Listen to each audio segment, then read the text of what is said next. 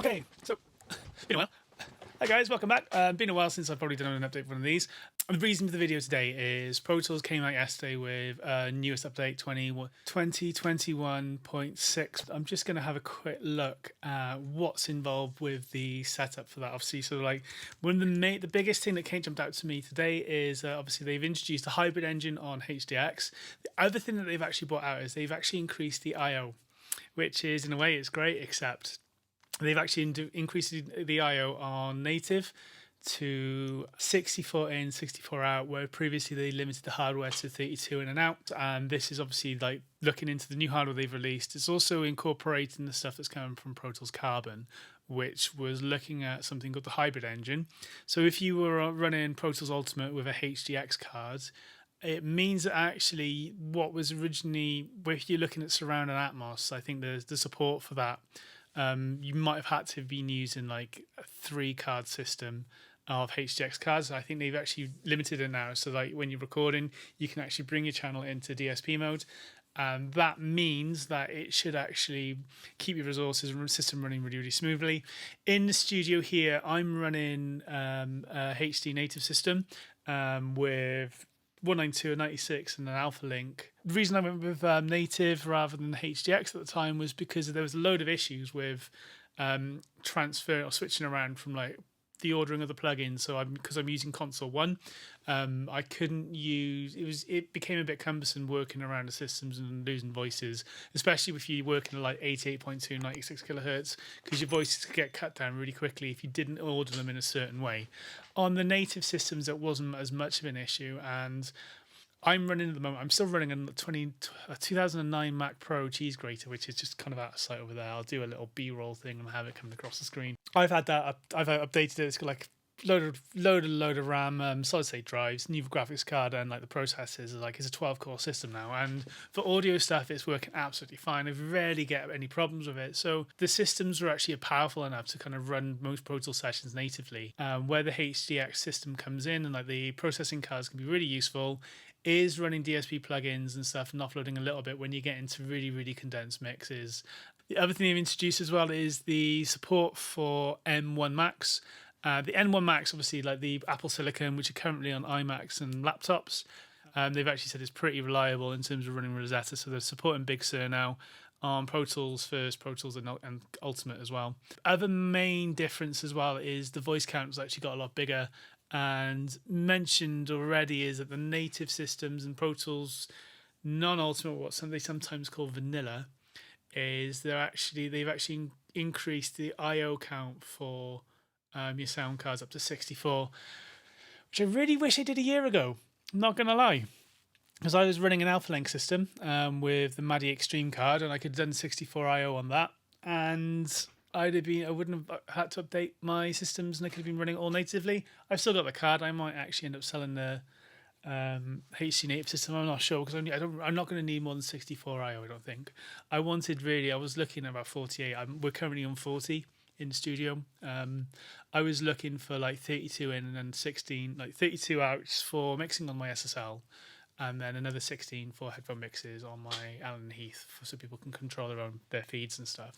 So the other things then as well is they've also incorporated the other part is they've actually updated a bit more about the customization with the dark scheme and the classic UI.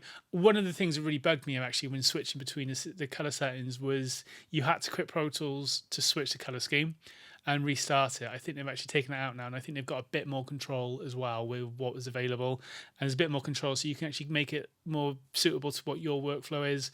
I'm currently weird position in the studio. I'm still using the light scheme on my laptop. At home, if I'm doing little bits and pieces at home, I'm on the dark scheme. I don't know why, I just prefer it on dark mode on my laptop, and I potentially wouldn't mind having a look at the customization on that. And delay compensation is also coming for the sidechain. They're the main things. So what I want to have to do is have a quick look at it and see what first impressions are. Okay, so first impressions, just looking at Pro Tools now.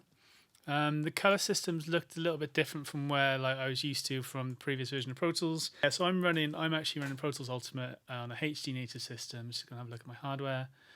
Yes, it's all actually set up correctly. Peripherals, don't need to worry about any of that. Playback engines, 101. Nothing. Okay, ignore. Yeah, so So this is a new menu here, optimization, limit number of real-time threads. I'll have to find out what that is. Okay, the other thing we've also got here now is the voices. It's 2048, which is probably enough what I'm doing. This session I think is at 48k. Some of the other sessions on this session, some of the other sample rates on this session, on this EP session were at 88. So we can go down to 32, normal, nothing's really changed there. So the playback engine initially a little bit different, and then got all my RAM. So this is something. Okay, so limit number. This is just from Intel Max, like my dinosaur over on the corner. This is low latency audio processing. So because I'm on a mixing process, I probably wouldn't have it. But if I was looking at 32 sample rate, like a 32 sample recording session, or 64, 128 or something, it might come into more important now. But what it's saying is Pro Tools uses runtime threads for low latency audio processing. To achieve low latency, these threads take priority to be processed quickly. So it's kind of going, this is your high, these are the high ones, and then if you need anything else for other bits and pieces, we might keep some other bits and pieces to kind of stop that from being used. So I'd probably keep that. I'd probably turn that on. Okay, limit number. That's only going to happen with like low latency modes. Optimize performance. Certain plugins may cause. I normally optimize performance at low buffer sizes. I've had issues with that when I've left that on. Normally, I actually just have all these taken off. So I'm just put that on and see if there's anything different. So other than that, the main view looks more or less the same. I'm going to have to look at the color settings and everything for this session. And I've also noticed, obviously, that the way I have Pro Tools set up as well is a little bit different to most people in that my group sessions. My color sessions are actually following the groups, and this is so that if I do Shift Command G here, you'll notice that the clip changes there. So it's just so I can see that groups and stuff are going on. Let's have a quick look on Pro Tools. Let's do an auto zoom all. So the coloring's a little bit. It looks a bit better. So this is like color scheme. Let's have a look at the color palette then. So this is the other thing we noticed as well. So color palette. Previously, it was only this top section. We had UI customizations. So let's have a look at UI theme click general. Oh, cool. We've got text brightness. Does that do anything? Text brightness go up and down. I saw something then. So 42. Let's go right down. Cool. Background brightness. Go on to have a look. Background brightness. Let's go really dark background. Oh, that looks weird. Let's go back to reset 50. Let's make that like 40. A little bit darker. Yeah, like 40.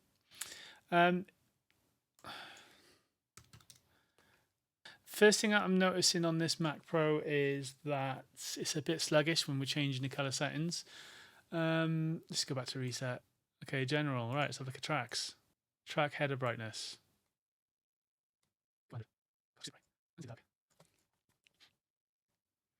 Okay, so brightness and saturation. These were something that used to be up here, and it was just like a.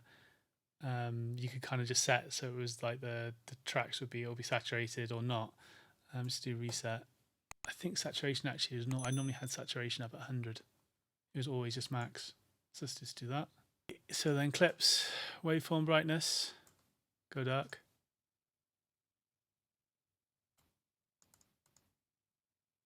And let's go up the top. I actually prefer a little bit bright. Okay, 5, background brightness, go dark. Okay, so then this is basically, I imagine now if we went to dark mode, that we'd just get these settings as each change. So reset all. Let's just do reset all. Do you want to set to default values and continue? Yes, in classic mode.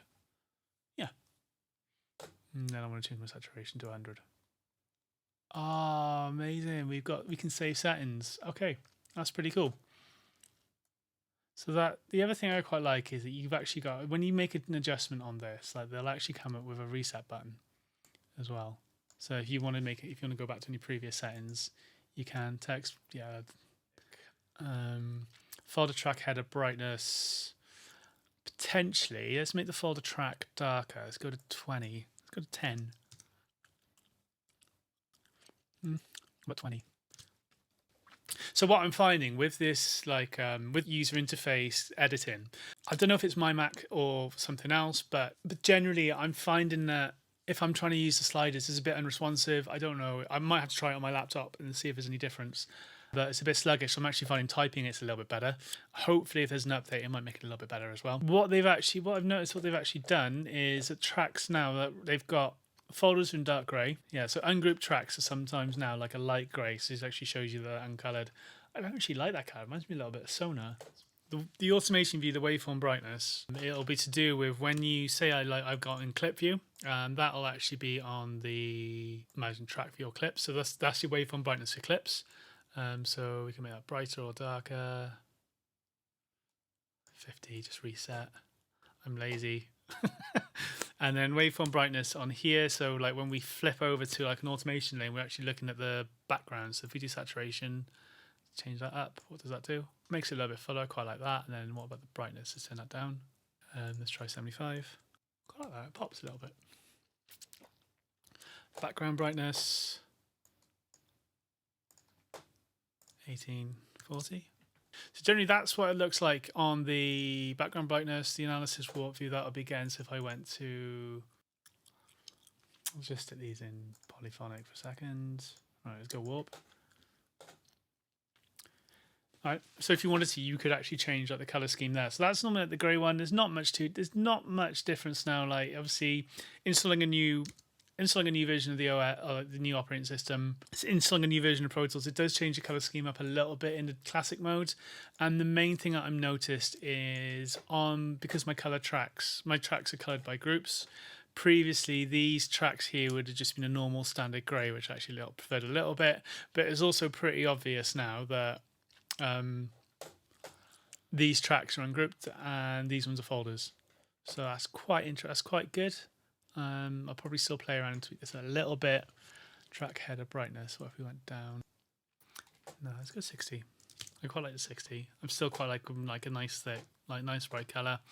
I'm not too keen on those colors, but I'd probably go in and change that. The other thing I've actually done is like with inactive tracks, I actually quite like it that they're super dark, and it really stands out that then they're not actually being followed. Okay, so that's kind of like the tweaking and playing around with the preset for the classic theme. What I'm going to do then, the other thing I've noticed now is I'm going to go save setting as, and I'm just going to save this as JC Classic. Now, and then put that in preset 1. And let's just reset everything. Wicked, well done, John. Import settings, let's just go back in and oh look, it's gone. So like I just saved a setting and it didn't work as I was expecting it to. So let's go track header saturation, probably the only thing I really changed. And that was 60, wasn't it? And then the inactive tracks were just 0. And I think everything else stayed the same. Didn't really care about anything else. So just those two. 60, 100, track folder brightness, I think we went down to 20 as well, didn't we? Yeah, we did. So I've got this set now as my classic one. Let's go have a look at the dark theme and let's just reset everything. So this is what Pro Tools looks like in dark mode. What I really like about this is that I don't have to actually close Pro Tools and start it up again. So that's actually instantly, that's much, much nicer. It's really annoying though that I've saved this setting for this, but I can't get back to it and I've reset. So factory default and I import settings. I go to import the settings and it's not there. Cool. This is dark mode for Pro Tools. I know a lot of people actually quite like it. My main issue at the moment with Pro Tools in dark mode is one, I'm getting old and I'm getting grumpy and I don't like change, and it's with the plugins as well. It's a bit confusing to tell. So I've got to decapitate here. This has been like disabled completely. So you look at it and it's saying like obviously plugin inactive, and then you bring it on and obviously it's been bypassed. So like the difference between, just click on somewhere else now. So it's quite tricky to tell the difference in dark mode between an active plugin and an inactive plugin and then also a disabled one. It's like the contrast isn't enough, and I was kind of hoping that like, is there a possibility of being able to change that in this clip view? And there's not, and that's really disappointing actually. It's one of the things that I'd have probably gone for, and I actually might have got me to switch over. So that's really the main issue with this color palette thing at the moment. So I'm still in classic, and yeah, so this, if you notice here now, these little dots, these grey things are out of the way. They don't really stand out, whereas when we go to dark mode, it really bugs me. It almost like there's just too many of them. But I think it's an improvement. One thing I do kind of miss, I miss the clip thing, being able to like toggle that on and off, and being able to like do the slider as well. In Pro Tools, the way I have it set up is I'm in preferences, and what you normally have is like if I go tracks and MIDI channels, I think this is what the default view looks like. So like all the colors, like it's like a sea of just random colors, and you can't always tell unless you go into like the view about what's been grouped and what's not been. I think the other popular one that normally see is just track color and track type. So then you can kind of see here that like unless they've been individually colored, like all my tracks are like blue, aux is normally green, master folders are usually dark red, VCAs are like a light blue, and aux is normally green. You can kind of do that. What I tend to have for Pro Tools is my tracks have been set up to follow the color of the group. And for whatever reason, I think in one version of Pro Tools they managed to do, I think it was Pro Tools 12, where if you did Shift Command G and kind of took all the groups off, all these tracks in theory should now be grey or whatever they are. And what you normally have to do is go like either scroll across and then scroll back. So if you notice now all these tracks over here, if they haven't been coloured, then they've all been updated. And the other thing is that I've still got these VCAs which should be a different colour. I'm just going to press Alt, Option, Command, and M, and go fat and thin. And then if you put them back on, they should automatically update as well. But for whatever reason, they don't always do it. So in Pro Tools, ages ago they did it, and I don't really understand why they can't like follow the colouring system as easily anymore. Let's have a look at system usage. Windows, system usage. So resources, I've now got loads of, obviously I haven't got HDX, so I've now got 2000 voices. One of the things I could do is I could disable my iLock cloud, which I'm probably going to do actually. Let's have a look at what it looks like in native. So I've done a previous video about iLock cloud and like being able to like enable stuff, remote sessions on different computers. I really like it because I can just kind of like switch between systems, like rather than having to worry about taking an iLock back and forth. So at the moment I've got like a cloud session, so all I'm going to do is I'm going to close all cloud sessions, confirm close, and what that'll do is that'll take all this off. Now I'm going to reopen Pro Tools. Okay, because I'm right. So just opened up Pro Tools now, and I've gone from Pro Tools Ultimate now to Pro Tools Native or Vanilla, whatever you want to call it. And obviously the first thing that obviously happens is I haven't got a license for Heat without my Pro Tools Ultimate license. So all my Pro Tools, all my tracks which had Heat on, which was more or less all of them, have been taken off. And the other thing that I've noticed in the system usage, it doesn't actually tell me how many like voices or channels I've got anymore, which obviously is like the voices is how many channels, or voicing was also for hardware DSP stuff as well. So I had 2000 before. I think I've got a little bit less. Just from looking at the updates now, one of the biggest things, especially for just standard Pro Tools, is the track count has gone up from 128 at 44.1 and 96 it was 64 up to 256 channels across all versions of the just the vanilla non-ultimate systems, not including Pro Tools First. That's a completely different thing I don't want to get into. So at the higher sample rates now, you've got 256 tracks on 192, 256 at 96. And for most of the audio production stuff that I'm doing, that's more than enough. I think that's a massive improvement for standard users. It's a really, really welcome. And especially with the 64 I/O, because that could mean like you could have 64 I/O on a UAD system. Just run the UAD plugins, UAD cards, like an Apollo, like a couple of Apollo 16s. You could potentially have like four of them. 4 Apollo 16s running 64 in, 64 out across a massive desk. I'm looking at I think I've mentioned this before. I'm just going to mention it again just as like just double check and posterity. I'm going to, what I want to get is at least 48. I want 32 channels to mix down to the Sigma, and then I need 16 for headphone mixes and other bits and pieces and effects and maybe hardware inserts and stuff. So 64 in out is more than enough. If this had been released a year earlier, I probably wouldn't have updated to HD or Pro Tools Ultimate. But having now, I've got, I think I can have up to 2,000 tracks, which is more than I ever need for audio production and mixing at the moment. But say I want to expand out, where this becomes really important is if you're looking at ambisonic stuff, surround sound, and Atmos. 2,000 tracks is what you need. Well, not 2,000, but having that headroom of tracks, because people were paying like thousands of pounds for like the HDX cards and needing 3 of them to run the systems. And from what I've read, you probably need 1 HDX card. You can actually take the other 2 out. So that's good for that. And the other thing that's probably really, really important is being able to, like, sidechain insert has now got delay compensation. So like sending a, like, I do this quite a bit with the kick drums and snares and stuff. So I got bus one here, snare top is going to go to my sidechain for my snare bottom, and I think it's on this one. So I've got snare top. Oh no, it's on the actual snare under.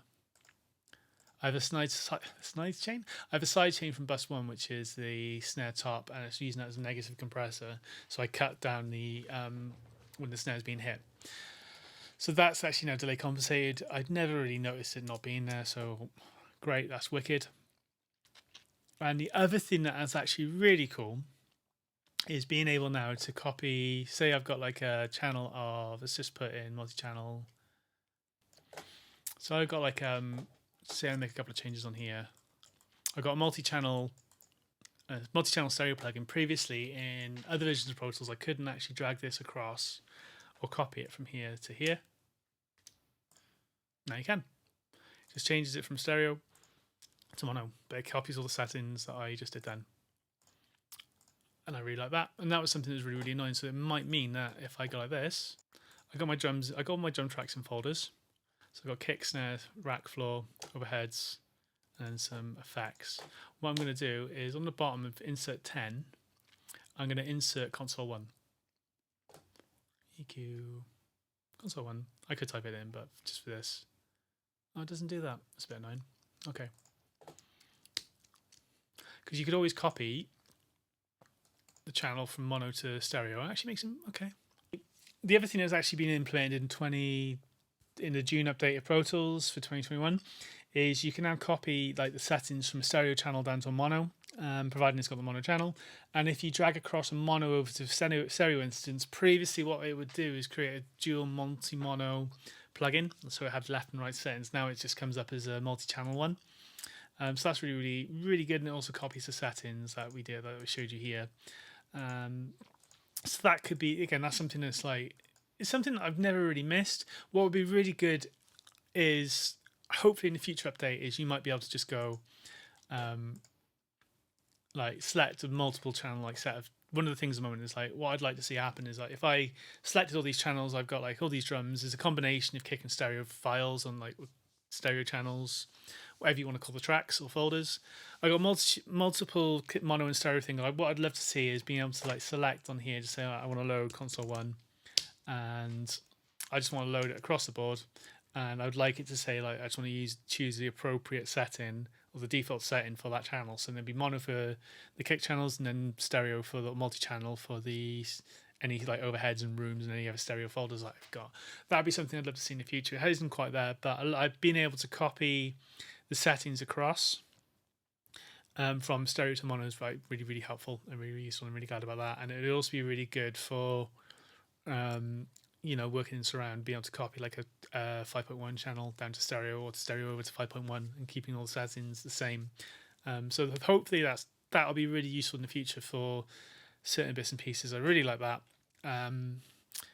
Overall, again, Pro Tools updates have been pretty solid. I don't expect this to be any different.